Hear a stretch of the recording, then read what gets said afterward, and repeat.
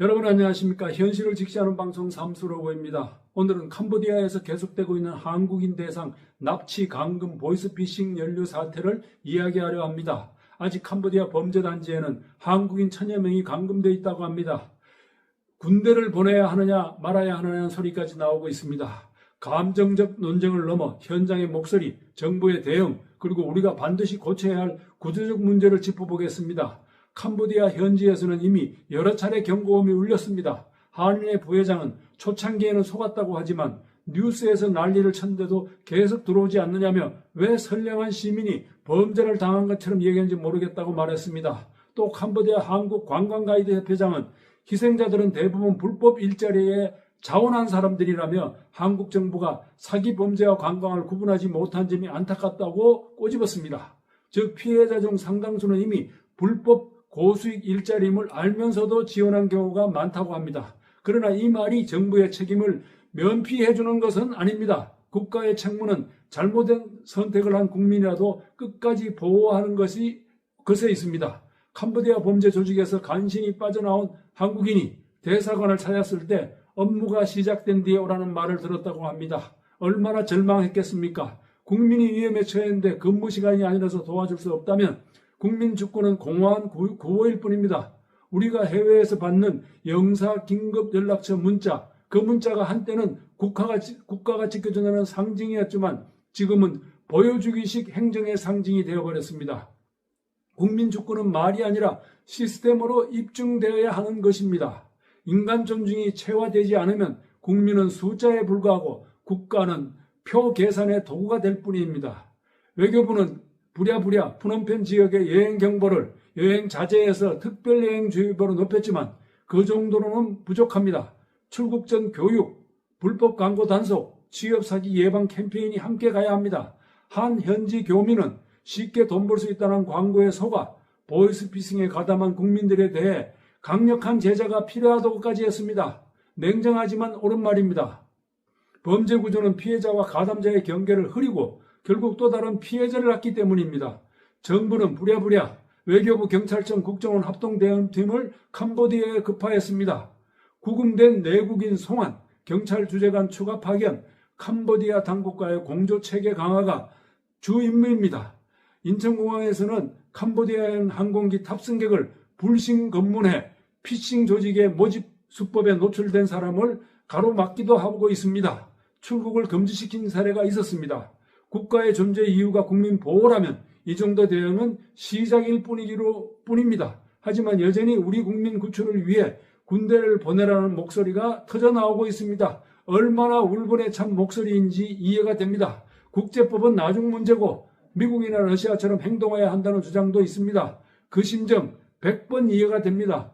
능력만 된다면 우리도 군대를 당장 보내고 싶습니다. 저도 그렇습니다.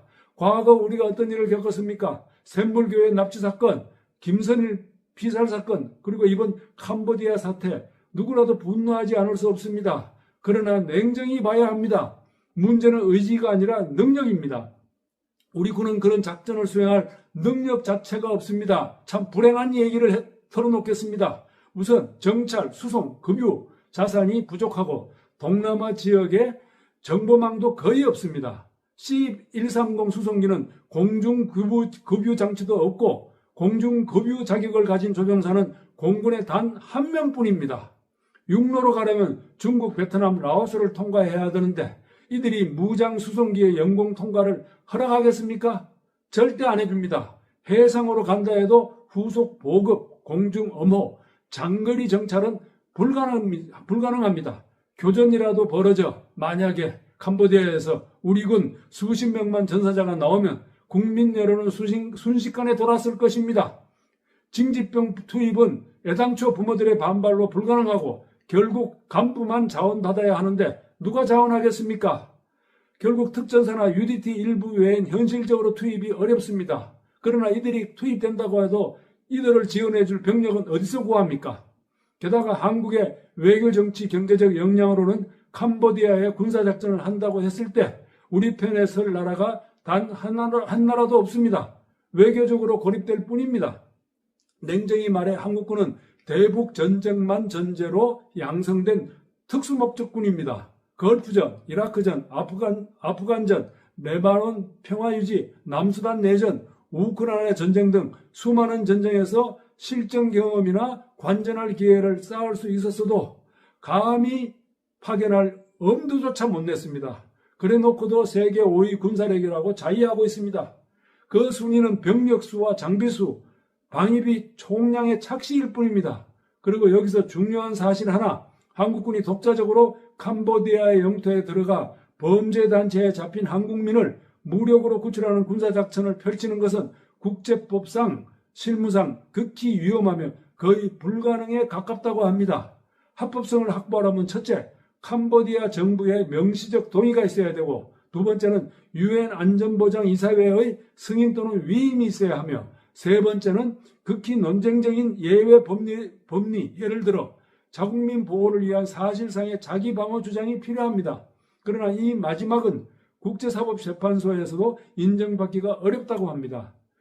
강대국이 아닌 한국이 이런 주장을 내세운다면 외교적 제재와 비난의 표적이 될 가능성이 크다고 합니다.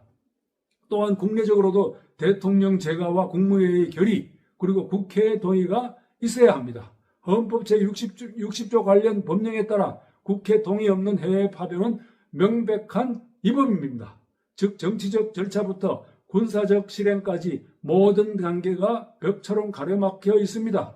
이 와중에 전 세계를 충격에 빠뜨린 뉴스가 하나 있습니다. 바로 캄보디아에서 일어난 일입니다.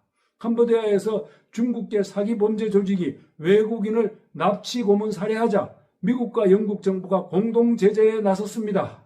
그저께 양국은 프린스그룹과 중국계 회장 38살 먹은 천즈 그리고 관련 계열사 117곳을 제재 명단에 올리고 무려 자산 21조 원을 전면 동결했습니다.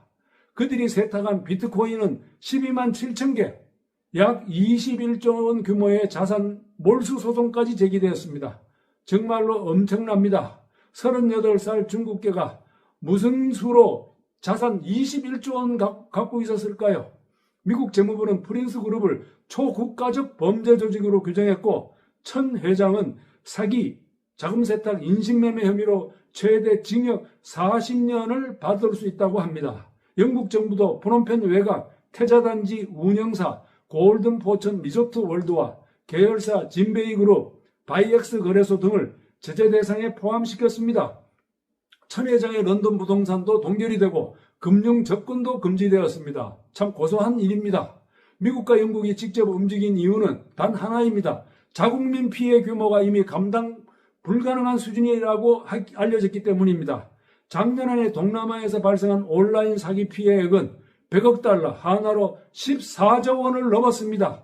어마어마한 돈입니다. 프린스그룹은 캄보디아 왕실의 귀족 자기를 받은 천주 회장의 비호 아래 인신매매, 불법 감금, 고문 살인을 일삼았다고 합니다. 심지어 그 계열사 프린스 브루잉은 지난해 가수 승리가 아시아에서 가장 훌륭한 나라 캄보디아라 발언한 행사까지 주최했던 곳입니다. 결국 캄보디아는 단순한 범죄 현장이 아니라 국제 마피아, 자금 세탁, 정치 비호가 결합된 범죄 허브로 변했습니다. 미국과 영국의 제재는 캄보디아의 자정 능력이 이미 한계에 다다랐다는 경고이기도 합니다. 최근에는 또 다른 뉴스가 화제가 됐습니다. 남학유업 창업주 외손녀 황하나 양 잘 아시죠? 마약 투약 혐의로 도피 중인데 현재 캄보디아 프놈펜의 고급 주상복합 아파트에서 생활 중이라는 보도가 나왔습니다. 태국 상류층 인사들과 함께 지내며 인터폴 적색 수배 상태에서 버젓이 활동 중이라고 합니다. 이 사실은 캄보디아가 단순한 범죄지대를 넘어 국제 도피처, 법망의 사각지대가 되었음을 상징적으로 보여주고 있습니다. 이제 우리는 냉정하게 질문해야 합니다. 왜 캄보디아가 이런 범죄의 안전지대가 되었으며 왜 한국인들은 계속 그곳으로 향하는가? 답은 분명합니다. 국제적 자금 흐름, 허술한 출입국 관리, 느슨한 외교 대응, 그리고 국민의 안일함이 맞물려 있기 때문입니다.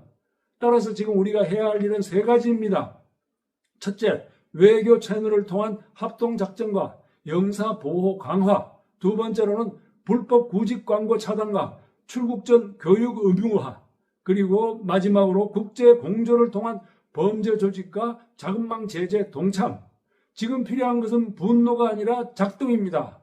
국민을 보호하는 국가는 목소리가 아니라 시스템으로 증명이 되는 것입니다. 국제법이 아니라 외교력, 정보력, 대응 속도, 이 세 가지가 곧 우리 국민의 생명줄입니다. 가자, 특전사 출동하기 전에 비행기 연료부터 채우고 영공 열어줄 나라부터 찾아야 합니다. 그리고 그보다 먼저 영사 전화 좀 잘 받는 시간부터 늘려야 하겠습니다. 밥솥도 콘센트 꼽아야 밥이 되듯 국가는 시스템을 꽂아야 힘이 나는 것입니다. 오늘 저녁 분노 대신 콘센트 아니 콘센서스를 꼽읍시다. 현실을 직시하는 방송 삼수로우였습니다. 여러분의 구독과 좋아요는 큰 힘이 됩니다. 감사합니다.